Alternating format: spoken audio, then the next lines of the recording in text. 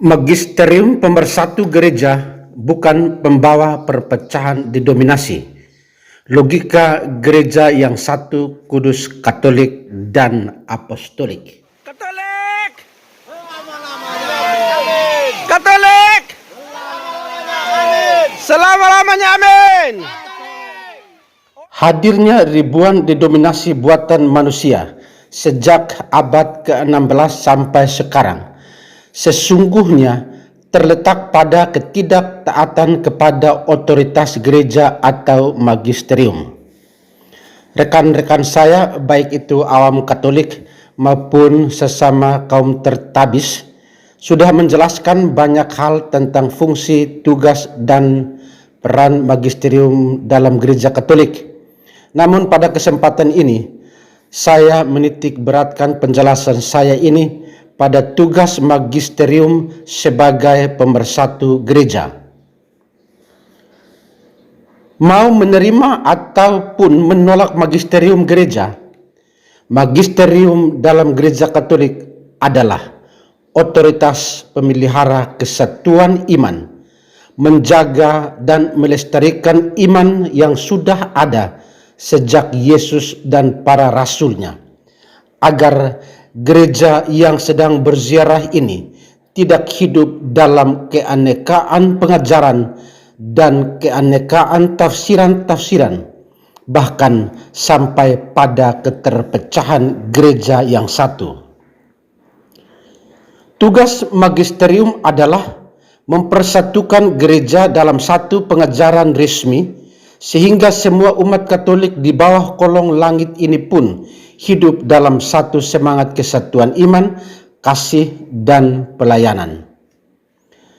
Selain itu juga pentingnya magisterium gereja agar gereja yang satu, kudus, katolik, dan apostolik ini memiliki pemahaman yang sama tentang satu iman yang benar dan bahkan moral yang sama dalam karya pelayanan sebagai orang-orang Katolik.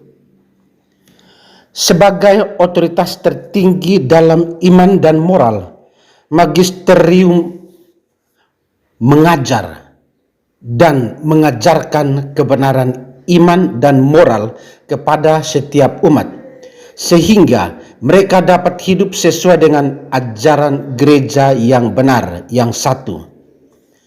Hal ini sangat penting demi terciptanya kesatuan umat, sehingga umat Katolik di seluruh dunia ini hidup dalam keselarasan ajaran gereja dalam satu semangat kesatuan, sebagaimana doa Yesus untuk para muridnya dalam Injil Yohanes bab 17.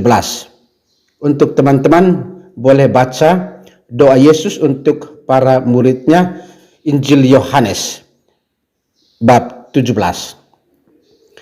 Magisterium membantu mempersatukan umat Katolik dalam iman, memberikan arah yang jelas dalam hidup, dan memastikan bahwa seluruh umat dapat hidup sesuai dengan ajaran gereja. Bila ada yang dianggap menyimpang, otoritas gereja atau magisterium gereja hadir memberikan teguran sekaligus memastikan ajaran-ajaran gereja yang benar, agar tidak terjadi penyimpangan-penyimpangan dari iman yang satu, kudus, katolik, dan apostolik, sehingga semua umat Katolik dapat memahami ajaran-ajaran Tuhan dengan benar dalam tradisi dan kitab suci. Katolik selama-lamanya amin, selama-lamanya amin Katolik. Baik dunia ini maupun gereja, bila tanpa otoritas, apakah yang kira-kira terjadi? Setiap orang bisa menjadi presiden bagi dirinya sendiri, membuat undang-undang bagi dirinya sendiri. Atau juga setiap orang bisa menjadi paus bagi dirinya sendiri, membuat doktrin-doktrin yang sesuai dengan dirinya sendiri, sesuai dengan interpretasi dirinya sendiri. Itu pasti. Hasilnya pun pasti, yakni keterpecahan dan kehancuran negara atau gereja. Kalau itu terjadi pada negara, juga sama terjadi pada gereja. Hasilnya adalah keterpecahan dan kehancuran negara atau gereja. Kesatuan yang didoakan Yesus kepada para muridnya hanya akan menjadi kehancuran negara dan kehancuran gereja. Mau tidak mau, kita tetap membutuhkan magisterium yang membantu setiap individu yang beraneka ragam ini untuk bersatu. Otoritas apapun dengan segala kelemahan manusiawinya membantu mempersatukan umat Katolik dalam iman yang satu dan memberikan arah yang jelas dalam hidup bergereja, serta memastikan bahwa seluruh umat dapat hidup sesuai dengan ajaran gereja yang satu, kudus, katolik, dan apostolik. Bagaimana mungkin kita dapat membangun negara ini tanpa presiden?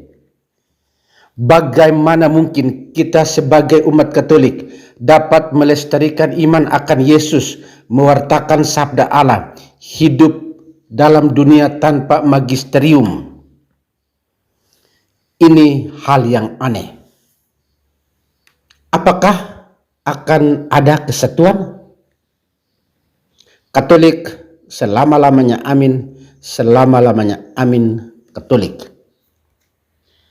Wahyu ilahi harus dijaga dengan cermat dan diuraikan dengan setia.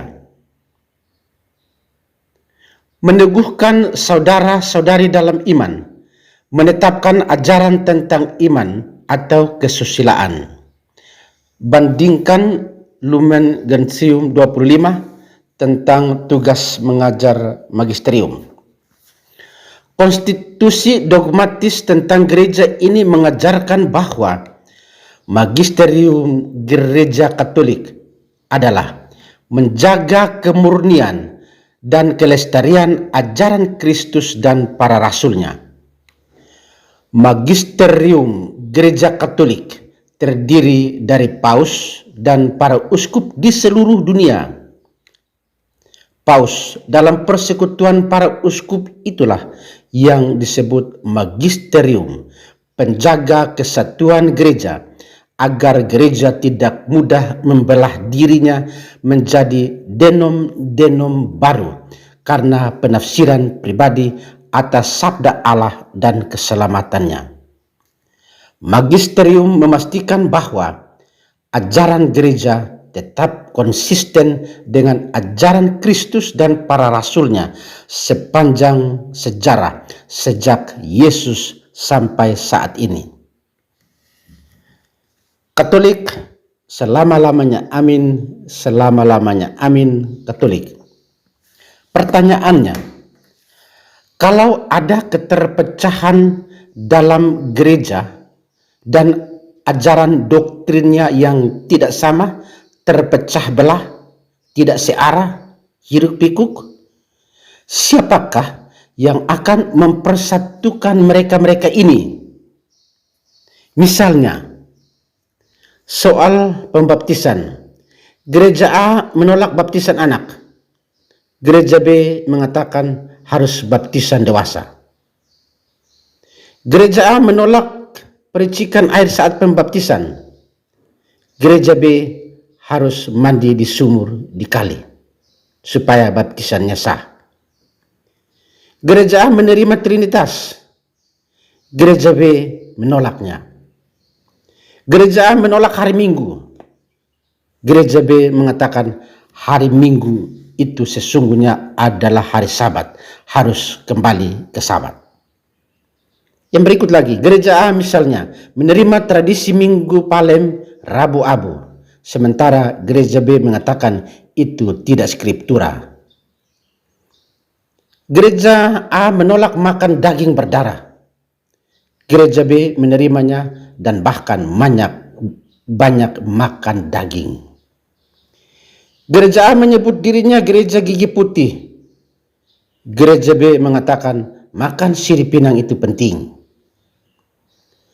Gereja A menyebut dirinya gereja Injili. Gereja B menyebut dirinya gereja Amazing Grace. Gereja A menekankan doa dan penyembahan. Gereja B menekankan perpuluhan. Bahkan di setiap suku ada gerejanya masing-masing tanpa satu kesatuan pengajaran dalam Kristus. Itulah pentingnya magisterium dalam gereja Katolik untuk mengarahkan, menuntun, dan membimbing setiap orang dan memastikan satu ajaran gereja yang konsisten dengan ajaran Kristus dan para rasulnya, sebagaimana didoakan Yesus untuk para muridnya, supaya mereka menjadi satu, sama seperti kita adalah satu.